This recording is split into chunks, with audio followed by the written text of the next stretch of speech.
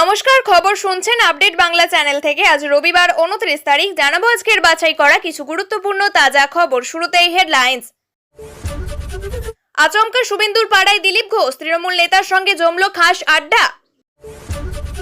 Audio কাণ্ডের পর এবার কি অনুব্রতর সঙ্গে দূরত্ব বাড়াচ্ছে জেলা প্রশাসন? এবার থেকে বিজেপি নেতারা গ্রেপ্তার হলে জামিন প্রত্যাখ্যান করবেন। লালবাজারের লকআপ থেকে বেরিয়ে ঘোষণা সুকান্তর। কসবার ঘটনার পুনর্নির্মাণ, সিসিটিভি এবং মেডিকেল রিপোর্টে প্রকাশ্যে এলো চাঞ্চল্যকর তথ্য। শেষে কিনা গমচোর বাংলাদেশ, ফুঁসে উঠল ইউক্রেন। মান সম্মানটুকু রইল না ইউনুস জমানায়। আর মুখ্যমন্ত্রী হতে পারবেন না, ভবিষ্যৎবাণী করে দিলেন পিকে। মিলবে কথা। ভুল হলে আমরা মানি, এটাই তৃণমূলকে আলাদা করে। কল্যাণ মদনের মন্তব্যে প্রকাশ্যে কটাক্ষ মহুয়ার। সংবিধান থেকে সরুক সমাজতান্ত্রিক এবং ধর্মনিরপেক্ষ শব্দ, কেন্দ্রের কাছে আর্জি হিমন্তের। যে কোনো তদন্তের মুখোমুখি হতে রাজি, দলের একাংশকে টার্গেট করে ফেসবুকে পোস্ট মদনের। এবার আসছে বিস্তারিত খবরে। আচমকা শুভেন্দুর পাড়ায় হাজির দিলীপ ঘোষ, আড্ডা দিলেন তৃণমূল নেতার সঙ্গে। স্বাভাবিকভাবেই শনিবারের এই ঘটনায় জেলা রাজনীতিতে শোরগোল ফেলে দেয়। এই সফরের নেপথ্যে নেহাতি সৌজন্য নাকি রাজনীতির ঘর গোছানোর ছক, তা নিয়েই জল্পনা শুরু হয়েছে। এদিন দীঘা যাওয়ার পথে আচমকাই রামনগর 2 নম্বর ব্লকের ডেমুরিয়ায় 350 বছরের পুরনো রথের মেলায় হাজির হয়েছিলেন দিলীপ। এদিন মৈতনা গ্রাম পঞ্চায়েতের ডেমুরিয়া এলাকা ঘুরে দেখলেন বিজেপি নেতা, মন্দির দর্শন করেন। মেলা কমিটির পক্ষ থেকে সংবর্ধনাও দেওয়া হয়।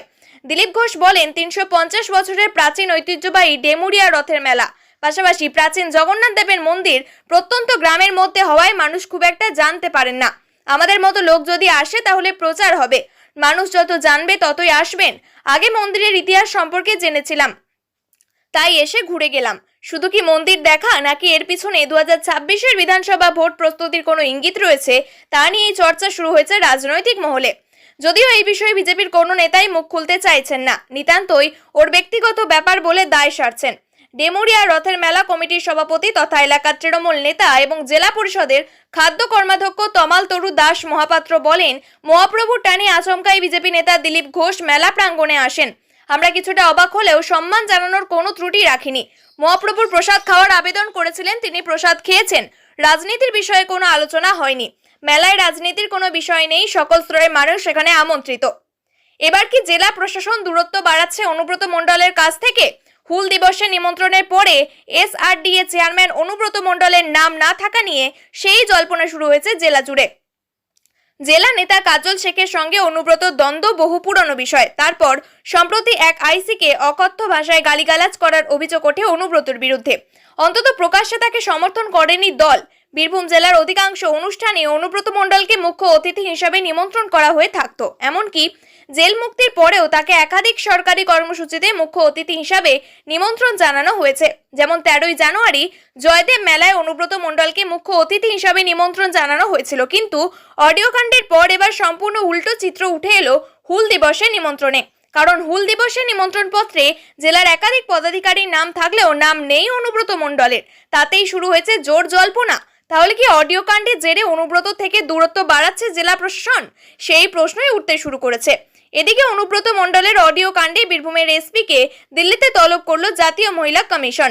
পুলিশ সুপারকে হাজিরা দিতে হবে 1 জুলাইয়ের মধ্যে। অনুব্রতর বিরুদ্ধে হওয়া মামলার তদন্তে অনীহার অভিযোগ তলব করা হয়েছে মহিলা কমিশনের তরফে। লালবাজারে সেন্ট্রাল লকআপে রাত কাটাতে হলেও ব্যক্তিগত বন্ডে জামিন দিতে নারাজ বলে জানালেন বিজেপির রাজ্য সভাপতি তথা কেন্দ্রীয় মন্ত্রী সুকান্ত মজুমদার। শুধু তিনি নন, গতকাল কসবা গণধর্ষণ কাণ্ডের প্রতিবাদে পথে নেমে গ্রেপ্তার হওয়া আরও প্রায় 30 জন বিজেপি নেতাও ব্যক্তিগত বন্ডে জামিন পেলেন, তা নিতে অস্বীকার করেছেন বলে দাবি করা হলো রিপোর্টে। উল্লেখ্য, শনিবার দুপুরে গড়িয়াহাট চত্বর থেকে গ্রেপ্তার করা হয়েছিল বিজেপির রাজ্য সভাপতি সুকান্ত মজুমদার সহ একাধিক বিজেপি নেতাকে। তারপর লালবাজারে নিয়ে যাওয়া হয়েছিল। এরপর সারা রাত সেখানেই ছিলেন সুকান্তরা। লালবাজার থেকে বেরিয়ে এসে সুকান্ত মজুমদার বলেন, আমি জগন্নাথ চট্টোপাধ্যায়, তমগ্ন ঘোষ এবং 32 জন নেতা মিলে জামিন প্রত্যাখ্যান আন্দোলন শুরু করলাম। এরপরেই পশ্চিমবঙ্গে যেখানেই বিজেপির কর্মকর্তারা গণতন্ত্রের জন্য আন্দোলন করতে গিয়ে গ্রেপ্তার হবেন, আমরা জামিন প্রত্যাখ্যান করব। আমরাও দেখতে চাই পুলিশের বেশি ক্ষমতা নাকি বিজেপির কার্যকর্তাদের। পশ্চিমবঙ্গে কত জেল রয়েছে আমরাও দেখতে চাই। উল্লেখ্য, শনিবার কলকাতায় প্রতিবাদে নেমেছিলেন বিজেপি নেতা কর্মীরা, তখনই গ্রেপ্তার হয়েছিলেন সুকান্ত। এই আবহেই রাতেই সুকান্ত বলেছিলেন, বারবার আমায় নিয়ে এসে বেল বন্ডে সই করিয়ে ছেড়ে দেওয়া হয়। এবার আমি সিদ্ধান্ত নিয়েছি, মেয়েদের সঙ্গে যা ঘটেছে তার একটা প্রতিবাদ হওয়া দরকার। তাই যদি না হয় আমায় সারা রাত জেলে থাকতে হয় তাই থাকবো। আর তারপর সকালে লকআপ থেকে বেরিয়ে তিনি জামিন প্রত্যাখ্যান আন্দোলনে ঘোষণা করেন। প্রসঙ্গত, কসবার আইন কলেজে ছাত্রীকে কলেজের মধ্যে গণধর্ষণ করা হয়েছে বলে অভিযোগ উঠেছে। সেই ঘটনার প্রতিবাদে রাজ্য জুড়ে শুরু হয়েছে প্রতিবাদ। এর আগে আরজিকর কাণ্ডের সময় সেইভাবে রাজনৈতিকভাবে ময়দান কাঁপাতে পারেনি বিজেপি। তবে আসন্ন বিধানসভা ভোটের আগে ফের নারী নির্যাতনের এমন বিভীষিকাময় ঘটনা সামনে আসার পরেই তৃণমূলকে চাপে ফেলতে মরিয়া হয়ে উঠেছে বিজেপি। এহেন পরিস্থিতিতে সামনে থেকে দলকে নেতৃত্ব দিতে চাইছেন সুকান্ত। এদিকে বিধানসভা ভোটের কয়েক মাস আগে নতুন রাজ্য সভাপতি বাছাই নিয়ে জল্পনা চলছে বিজেপির অন্দরে। ঘরে বাইরে সমীকরণ মিলিয়ে আন্দোলনের ঝাঁজ বাড়াতে চাইছে গেরুয়া শিবির এবং সুকান্ত। কলকাতার এক সরকারি আইন কলেজে এক 24 বছর বয়সী প্রথম বর্ষের ছাত্রীর গণধর্ষণে চাঞ্চল্যকর অভিযোগ উত্তাল শহর। এই পাশবিক ঘটনার থেকেই দ্রুত গতিতে শুরু হয়েছে তদন্ত। ইতিমধ্যেই ঘটনার পুনর্নির্মাণ করা হয়েছে এবং নির্যাতিতার গোপন জবানবন্দি গ্রহণ করা হয়েছে, যা এই নারকীয় অত্যাচারের ভয়াবহতা তুলে ধরেছে। আজতাকের হাতে আসা এক্সক্লুসিভ মেডিকেল রিপোর্টে নির্যাতিতার উপরে চালানো পাশবিক অত্যাচারের প্রমাণ মিলেছে। রিপোর্টে তার গলায় আঁচড়ের দাগ এবং বুকের উড়ুতে গভীর ক্ষতের কথা উল্লেখ করা হয়েছে। চিকিৎসকরা মনে করছেন নির্যাতিতার সঙ্গে যৌন হেনস্থা হয়েছে এবং ধর্ষণের সম্ভাবনা উড়িয়ে দেওয়া যাচ্ছে না। ফরেনসিক দল ডিএনএ টেস্ট এবং অন্যান্য নমুনা পরীক্ষার জন্য 3টি সোয়াব স্যাম্পল গ্রহণ করেছে। মেডিকেল রিপোর্ট অনুযায়ী বর্তমানে নির্যাতিতার রক্তচাপ 120/82 এবং পালস রেট 72। তিনি গর্ভবতী নন এবং সর্বশেষ রজস্বলা হয়েছিলেন গত 18 জুন। পুলিশের কাছে দেওয়া বয়ানে নির্যাতিতা জানিয়েছেন, 25 জুন সন্ধ্যায় তাকে কলেজের ডি ব্লকে অবস্থিত গার্ড রুমে জোর করে নিয়ে যাওয়া হয়। সেখানে আগেই আরও 2 জন উপস্থিত ছিল। অভিযোগ উঠেছে, জোর করে মেয়েটিকে আটকে রেখে 3 অভিযুক্ত মনোজিৎ মিশ্র, যিনি ধর্ষণ করেন বলে অভিযোগ, এবং তার অপর 2 সঙ্গী 3 ঘন্টা ধরে নৃশংস অত্যাচার চালিয়েছে। কেবল শারীরিক নয়, প্রথম বর্ষের ওই ছাত্রের উপর গভীর মানসিক নির্যাতনও চালিয়েছে। নির্যাতিতার অভিযুক্তরা তাকে ভয় দেখিয়ে হুমকি দেয় যে কাউকে কিছু জানালে তার প্রেমিককে খুন করা হবে এবং তার মা বাবার নামে মিথ্যে অভিযোগ দায়ের করা হবে। কিন্তু শত হুমকি সত্ত্বেও এই সাহসী তরুণী পুলিশের কাছে অভিযোগ দায়ের করেছে, বিচারের দাবিতে অটল রয়েছেন। এই ঘটনা কলকাতা জুড়ে ব্যাপক আলোড়ন সৃষ্টি করেছে এবং ছাত্র সমাজের নিরাপত্তা নিয়ে নতুন করে প্রশ্ন তুলছে। গণতন্ত্র আগেই লাটে উঠেছিল, এবার বিশ্ব মঞ্চে মান সম্মানটুকুও খোয়ালো বাংলাদেশ। ইউনূস সরকারের বিরুদ্ধে সরাসরি চুরির অভিযোগ। ইউক্রেনের অভিযোগ, গম চুরি করেছে বাংলাদেশ। আন্তর্জাতিক আইন লঙ্ঘন করে ভুয়ো কোম্পানির নামে ইউক্রেন থেকে গম আমদানি করেছে বাংলাদেশ। তাদের উপরে নিষেধাজ্ঞা দাবি করে ইউরোপীয় ইউনিয়নের দ্বারস্থ হতে চলেছে ইউক্রেন। ইউক্রেনের অভিযোগ, রাশিয়া দখল করে রাখা ইউক্রেনের অংশ থেকে চুরি করা গম আমদানি করেছে বাংলাদেশ। রয়টার্সকে জানানো হয়েছে, অভিযোগে ইউক্রেন বলেছে বাংলাদেশ আন্তর্জাতিক চুক্তির নিয়ম লঙ্ঘন করেছে। দেশে গম আমদানির জন্য ইউক্রেনের সঙ্গে চুক্তি না করে বেসরকারি সংস্থার মাধ্যমে গম কিনেছেন। এই ঘটনায় ক্ষুব্ধ ইউক্রেন ইউরোপীয় ইউনিয়নের অভিযোগ করবে বলেই জানিয়েছে। বাংলাদেশের প্রতিষ্ঠানগুলির উপরে যাতে নিষেধাজ্ঞা জারি করা হয় সেই দাবি জানানো হবে। ইউক্রেনের এক কূটনৈতিক জানিয়েছেন, রাশিয়ার বন্দর থেকে 1.5 লক্ষ টনের বেশি গম বাংলাদেশে পাঠানো হয়েছে। এই বিষয়ে ঢাকাকে সতর্ক করা হলেও তারা কোনো জবাব দেয়নি, গম আমদানিও বন্ধ করেনি। এবার বাংলাদেশের বিরুদ্ধে কঠোর পদক্ষেপ করতে চলেছে ইউক্রেন। ইউক্রেনের দাবি, রাশিয়া ইউক্রেনের অধিকৃত এলাকায় গমের সঙ্গে নিজেদের গম মিশিয়ে রপ্তানি করছে, যাতে ধরা না পড়ে। ইউক্রেন এই কাজকে অপরাধ বলে মনে করছে এবং অভিযোগ প্রমাণিত হলে শুধু নিষেধাজ্ঞা নয়, সংশ্লিষ্ট কর্মকর্তাদের বিরুদ্ধেও পদক্ষেপ করা হবে। এদিকে বাংলাদেশের দাবি, তারা চুরি করা গম নেয়নি। তিনি কিং মেকার, তার ভোট কৌশলের সামনে বাঘা বাঘা নেতারাও ফেল। এবার তিনি রাজনীতির ময়দানে। চলতি বছরেই বিহারের বিধানসভা নির্বাচন। জন সুরাজ পার্টির প্রতিষ্ঠাতা তথা ভোট কুশলী প্রশান্ত কিশোর অর্থাৎ পিকে জানিয়েছেন, এবার আর বিহারের মুখ্যমন্ত্রী হতে পারবেন না নীতিশ কুমার। একসময় জেডিইউ এর হয়ে ভোট কুশলীর কাজ করেছেন। 2021 সালে তৃণমূল কংগ্রেসেও ভোট কুশলী ছিলেন প্রশান্ত কিশোর। তার দাবি, বিহারের 62% মানুষ পরিবর্তন চান। জেডিইউ নেতা নীতিশ কুমার এবারের নির্বাচনের পর আর মুখ্যমন্ত্রী থাকবেন না। পিকে বলেন, আগামী 2 মাসে স্থির হয়ে যাবে 60% মানুষ যারা পরিবর্তন চান তারা কাকে ভোট দেবেন। যারা আগে তাদের আশাহত করেছে তাদের নাকি নতুন বিকল্প বেছে নেবে। যাই হোক, নীতিশ কুমার নভেম্বরের পরে আর মুখ্যমন্ত্রী থাকবেন না, বিহারের নতুন মুখ্যমন্ত্রী পাবে, একথা আমি লিখে দিতে পারি। পিকের দাবি, নীতিশ কুমারের মানসিক এবং শারীরিক অবস্থা দেখেই তিনি নিশ্চিতভাবে এই কথা বলছেন। তিনি বলেন, বিহারের সবাই জানে যে নীতিশ কুমারের এমন মানসিক এবং শারীরিক অবস্থা যে তিনি কিছু করতে পারেন না।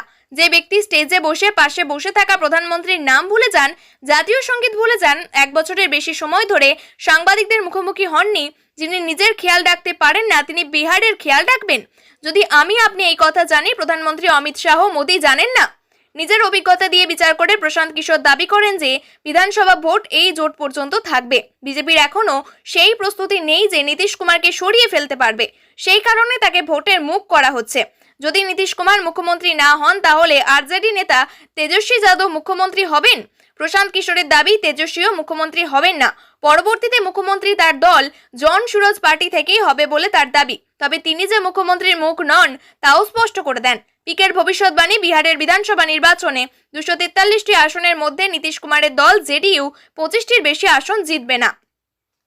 কলকাতার ল কলেজের এক ছাত্রীকে গণধর্ষণের ঘটনায় রাজ্য জুড়ে ক্ষোভের মাঝেই বেফাঁস মন্তব্য করেছিলেন তৃণমূল সাংসদ কল্যাণ বন্দ্যোপাধ্যায় এবং বিধায়ক মদন মিত্র। সেই মন্তব্যকে ঘিরে যখন তীব্র বিতর্ক, তখন নিজের দলের নেতাদেরই কড়া ভাষায় আক্রমণ করলেন তৃণমূল সাংসদ মহুয়া মৈত্র।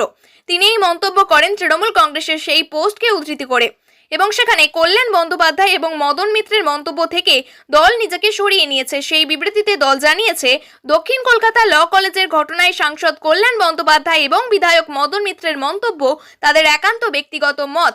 দল তাদের মন্তব্যের সঙ্গে একমত নয় এবং এই ধরনের মন্তব্যকে জোরালোভাবে নিন্দা করে। তৃণমূল আরও জানায়, আমাদের অবস্থান অত্যন্ত স্পষ্ট, মহিলাদের উপর হওয়া অপরাধের প্রতি আমাদের কোনো সহনশীলতা নেই এবং আমরা দোষীদের বিরুদ্ধে সবচেয়ে কঠোর শাস্তির দাবি জানাচ্ছি।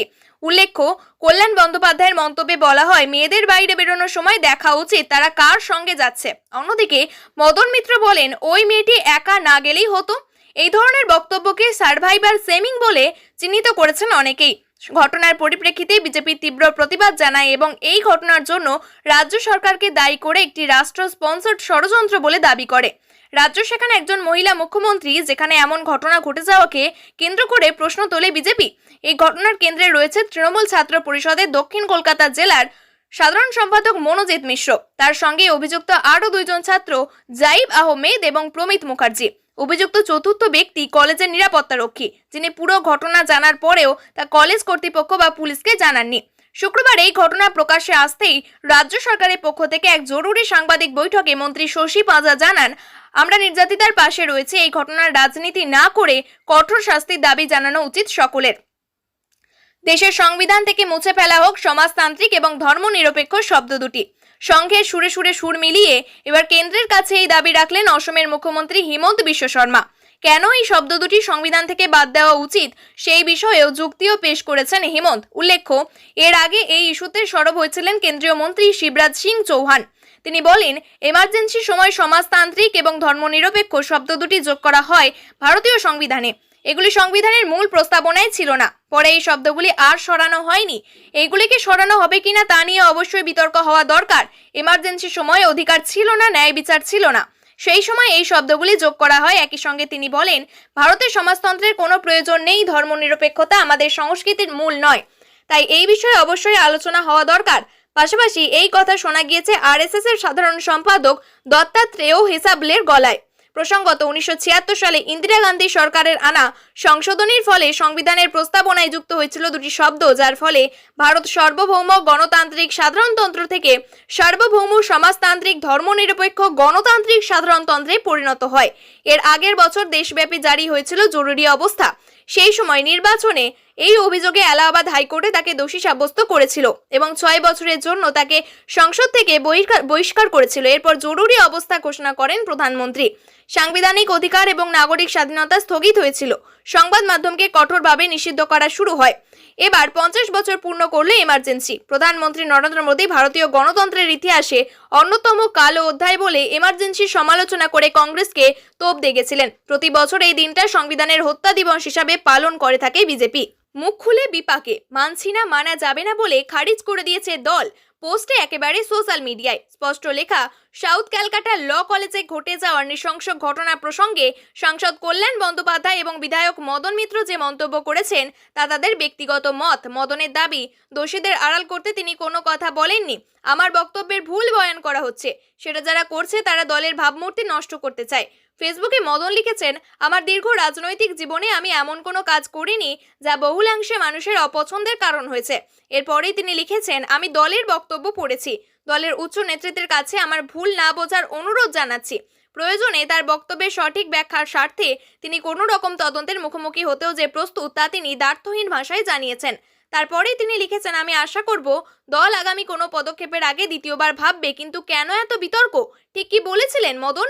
তৃণমূলের বাকিদের মতো মদনও কসবা কাণ্ডে দোষীদের কঠোর শাস্তির দাবি তোলেন। তারপরেই তিনি বলেন, উনি যখন যাচ্ছিলেন সেই সময় যদি সঙ্গে করে আরও দুজন বন্ধুকে নিয়ে যেতেন বা কাউকে জানাতেন তাহলে এটা ঘটতো না।